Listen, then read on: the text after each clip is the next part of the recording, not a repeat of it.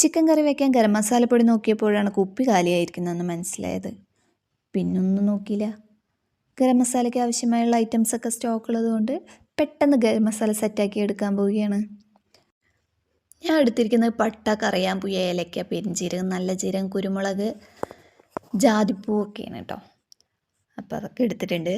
അപ്പോൾ ഇനി നമുക്ക് ഗരം മസാലയ്ക്ക് ആവശ്യമായിട്ടുള്ള സാധനങ്ങളൊക്കെ ചൂടാക്കിയെടുക്കാം. പാൻ നന്നായിട്ട് ചൂടായിട്ട് വരുമ്പോൾ അതിലേക്ക് നമുക്ക് ഗരം മസാലയ്ക്ക് ആവശ്യമായിട്ടുള്ള ഐറ്റംസൊക്കെ ഇട്ട് കൊടുത്തിട്ട് ചെറുതീയിൽ നന്നായിട്ട് ചൂടാക്കിയെടുക്കാം.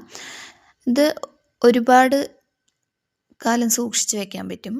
നന്നായിട്ട് ചൂടാക്കിയെടുക്കണം. അപ്പോൾ നമ്മളുടെ ഗരം മസാലയ്ക്ക് ആവശ്യമായിട്ടുള്ള സാധനങ്ങളൊക്കെ നന്നായിട്ട് ചൂടാക്കി എടുത്തിട്ടുണ്ട്. എന്നിട്ട് ചൂടാറിയിട്ട് നമുക്കത് മിക്സിയിലേക്ക് ഇട്ടിട്ട് പൊടിച്ചെടുക്കാം.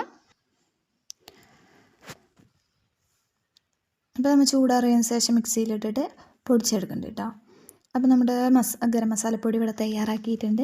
അപ്പോൾ ഞാൻ എൻ്റെ പഴയ കുപ്പിയൊക്കെ മാറ്റിയിട്ട് പുതിയ കുപ്പിയിലാണ് കേട്ടോ സൂക്ഷിക്കാൻ പോണത്. അപ്പോൾ ഞാൻ പോയിട്ട് ഇറച്ചിക്കറി വെക്കട്ടെ. അപ്പോൾ ഗരം മസാലപ്പൊടി കടയിൽ നിന്ന് വാങ്ങുന്നതിനെക്കാട്ടി നമുക്ക് വീട്ടിൽ പൊടിച്ചെടുക്കാവുന്നതേ ഉള്ളൂ. അപ്പോൾ എൻ്റെ വീഡിയോ ഇഷ്ടമായ ലൈക്ക് ചെയ്യാനും ഷെയർ ചെയ്യാനും സബ്സ്ക്രൈബ് ചെയ്യാനും മറക്കരുത്. അപ്പോൾ അടുത്ത വീഡിയോ ആയിട്ട് വരുന്നവരെ ബായ്.